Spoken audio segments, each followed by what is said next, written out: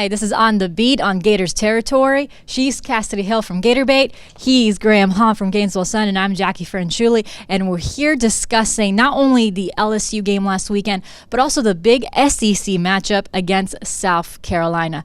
Now, Graham, Kassidy, we've heard a lot of players, and even Dan Mullen, say that this is the most important games coming up. And we understand it's 4 games in a row playing against SEC East opponents. It's kind of like a refresh for this guys. But before we kind of refresh, we have to look at the LSU game a little bit here. The defense did not have its best showing. We can all agree on that. A lot of it has to do with because Jonathan Greenard and Jabari Zuniga didn't feature a lot. So Kassidy, when you look at this game coming up, those 2 guys are likely not to play with ankle sprains. Who needs to step up? As you said, yeah, I would for sure say John Greenard is probably not going to play. Jabari Zuniga would be a little bit more likely, but I doubt either one of them. You probably don't need them for this game. Rest them. Let them take this week. Let them take the bye week and be ready to come back for Georgia and arguably the toughest offensive line in the country, and for sure the toughest that the Gators will face. So rest them both this week. In their place, they played Chris Bogle a little bit last week, freshman. That was a hard environment and a tough offense to throw him in against. I felt like he had quite a few missteps, but I can forgive a freshman that for their first game against that LSU offense. So I want to see him in there a little bit more, see if he can step up more. I want to see Zach Carter. They like to plug Zach Carter in at defensive end and then Jeremiah Moon in at buck in place of Greenard and Zuniga. So I think that those will be the first 2 off the bench we'll see, Moon and then Carter. And then, they even put Luke Ankrum in there a couple of times last week. Me personally, I wasn't crazy about that, but I feel like they may have something in the works here that they think can either matchup-wise that they like or, it may just bodies that they want there. Dan Mullen has never been shy about the fact that he was a little bit worried about this defensive line depth coming into the season. That's why he was so worried about some of the guys going last year to the NFL. And, they were able to bring in Greenard and kind of help with that. But now that he is out and now that Zuniga is out, we're seeing where Dan Mullen was understandably a little bit worried about that. But this is a good week. This is kind of a reset week. As you said, it's the first of 4 SEC East games. And all credit to South Carolina. They pulled off an incredible win against Georgia. I don't know if that team has 2 games like this in them, and that is what it would take to beat Florida. Ryan Helinski coming back off that knee injury, he's going to be a little limited. If he doesn't play, you've got a third-string guy that's been taking snaps at wide receiver. And so I think this is the week where you can see guys like Chris Bogle get in there. You can see Zach Carter take more of those first-team reps. And so I want to see what those guys can do. Maybe even Diabetes get in there a little bit more. He's always been really impressive in practice when we've seen him.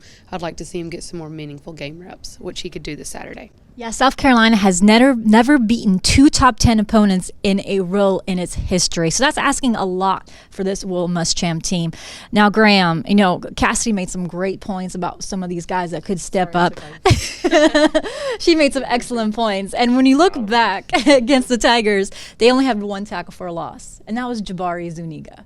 So we can see how much they're going to miss these 2 if they don't play. And honestly, would you want them to play when you have a bye week so they can recover before that big SEC East matchup against Georgia that could really decide who wins the SEC East if everything goes as planned in the rest of the season for Florida? But when you look at those guys that she mentioned, Zach Carter is one that we talked about a lot in the spring. He was one of the guys that I think impressed all of us in the spring as one of the guys that were most improved. But he seemed to not really translate that into game day. It was something that we hadn't seen from T.J. Slayton or Elijah Conley 2 years ago in the spring, and we're hyping them up. They didn't translate to the game day. Do you think now this is the moment that Zach Carter could take that next step? Or do you think maybe Chris Bogle and Mohamed Diabate could be the 2 guys that we see a little bit more? It's certainly a good question. We were talking back in spring, like you said, about Zach Carter, and I think a lot of people were really encouraged by what they saw out of him, but there was obviously the question of, is this an indictment of the offensive line, or is this really where Zach Carter's at? And after 6 games so far, I think that Zach Carter is a guy who's close to getting there, but clearly he doesn't have the experience that John Greenard has, and he doesn't have, I think, the elite speed on the outside that Florida's really looking for at the position. But that's a guy who was wanted by the other school in South Carolina for a reason. Obviously good at sound technique. I think that he would be one to step up. Someone that you didn't mention, Kassidy, that I am actually looking forward to seeing a little bit more is Andrew Chatfield. I think he's been really encouraging in the little glimpses that we've seen. Him and Chris Bogle are probably about even right now. I think that Bogle may have a little bit higher ceiling playing inside on the defensive line, but Andrew Chatfield is someone that I think could be used a little more than people are expecting this week. We really haven't seen him too much. Kassidy mentioned Mohamed Diabate. I think that that's someone as well who could step in. It's clear that the freshman class was so critical. You mentioned Grenard, but you add those and the freshmen together. If Florida didn't get those guys in the last year, they'd probably be in dire straits heading into South Carolina. I'm actually kind of moving a little more towards it being more of a trap game than I think people think. I think that South Carolina did a lot of things really well at Georgia. I don't want to go out there and say that Georgia totally, I don't crapped the bed or anything. I don't think that that's a fair thing to say. Many people want to say that Will Muschamp coached the game of his life going into his alma mater. I mean, he ripped the hedges off, as they're very angry about. I don't think it's so much that. I think you have to give South Carolina a lot of credit. They have a much better defensive line. Obviously, Georgia's offensive line, I was someone that was pretty high on Georgia's offensive line. They've really kind of been a disappointment based on the talent that they have. But I also think that South Carolina's defensive line is going to be a good challenge for Florida's offensive line. They're going to have to establish the run. Kyle Trask is going to have to be, his accurate self. I mean, look at their secondary as well. This is a Muschamp defense. Florida fans are very familiar. If anyone thinks that that's dropped off just because he's at South Carolina, they're going to be in for a rude awakening, and I'm sure that that's the message right now from Dan Mullen. You can't take this team lightly, and Jacquie, you mentioned this really kind of being the start of a reset, a new season. When we talked to the guys yesterday, you asked a couple of people if this was a reset. Really, these next 3 games, I think that if you're Dan Mullen, you're telling everyone that the next month will be the defining, span of your season. So many people talk about Miami and LSU, and yeah, those are important games, but those aren't really the games that are going to dictate whether Florida's playing in the college football playoff. It's going to be South Carolina, Georgia, and Missouri, which, ironically enough, seems to be the opponents that Florida, outside of Georgia, tends to take a little bit lighter than most. Yeah, and I know you mentioned that South Carolina has all the trappings of a trap game, and actually, when you think about it, this was almost exact same time when we were talking about Vandy last year. It was kind of a noon game, so have to get up really early for it. They have to go on the road for the second week in a row after an emotional loss last week, and of course, you have Georgia coming up after the bye week. And Will Muschamp does produce really good defenses, and if you look at that South Carolina defense, you have Israel Mukwamu, a very talented defensive back, probably someone that Jake Fromm hates right now after he was picked off 3 times by Mukwamu last weekend. And they also have Javon Kinlaw, a really talented defensive tackle. Now, Kassidy, first to you. We saw the offense against LSU. And honestly, I was really impressed with the offense. Dan Mullen had really good ingenuity. The play calling was great up until the last 2 red zones. Kyle Trask showed calm and poise. A lot of good things from them, except, there were some miscues. You had Stone Forsythe, another hold that cost them. Those mistakes could cost them again. But that offense, I feel, is moving in the right direction. Do you feel like, although it was a loss, it was a good chance for this offense to, one, gain confidence that they're able to hold on to the ball and go for those long extended drives that could help them further along in the season? Absolutely. And, I left Baton Rouge having actually felt encouraged by what I saw from Florida in the offense, because they were able to go into arguably the toughest place to play in college football and go toe-to-toe with the most prolific offense in college football right now. And yeah, it was a 2-touchdown loss, and there's no such thing as moral victories, but they really were able to keep that LSU offense on the ropes for, I think, 52 minutes is what I figured up. Mm-hmm. For 52 minutes of the game, Florida's offense went right there toe-to-toe with LSU's offense. And, yeah, that is encouraging. Kyle Trask looked great. They sustained drives. I think at halftime, the time of possession was like Florida had it for 2/3 of the game, and LSU had only had it for 1/3. The score was tied because that's how fast LSU can strike. But I don't think South Carolina can strike that fast. And so if Florida can go into South Carolina and hold the ball the way they did against LSU and do long sustained drives, quick 6-yard outs, little 4-yard Michael P. Ryan runs, just to keep the chains moving, then it's going to be easier to pull off that win. And I saw a lot from Dan Mullen. I think Dan Mullen called the game of his life. You and I and Will Salmon from The Athletic were talking on the way back. It's almost a shame that Dan Mullen had to call that game for a loss because it was so well done. Even right there towards the end, those red zone drives, I didn't hate the play calls. If they had worked, they would have been brilliant.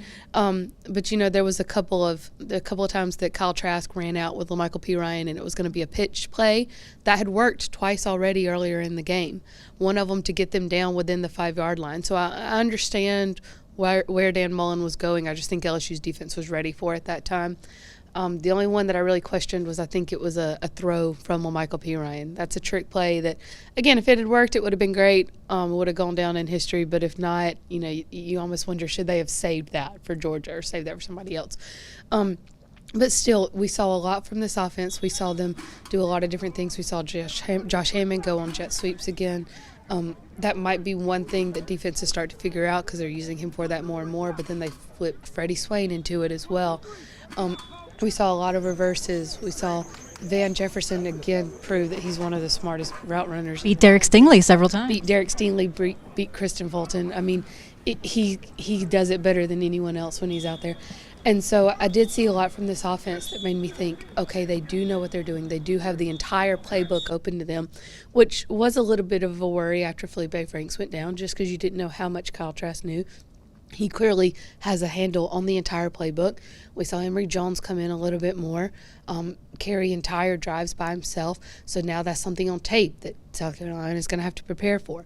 And as you said, South Carolina is a Will Muschamp defense. They're always going to be incredible. The secondary is going to be stout. They're going to be well coached. Is that something that Kyle Trask can come in and with his accuracy kind of pick apart and take care of? And then, how are they going to mix Emory Jones in as well to just kind of keep that defense honest and maybe get them playing up so that then Kyle Trask can go in and pick apart the secondary? So if I want to see what they did against LSU, again against South Carolina, I don't think it's going to be to the same scale because that was just a game of their lives. Game of their lives, once in a lifetime game plan. But now that we've seen them do that, can they continue that against South Carolina? And as stout as Will Muschamp's secondaries always are, I think they'll be able to. Yeah, and then going back to those red zone plays, we were on the field, we were field level, and we saw Kyle Trask actually get frustrated in one of those plays with Jacob Copeland, who ran a wrong route. It seems as then Dan Mullen even said that there was some miscommunication in some of those red zone plays.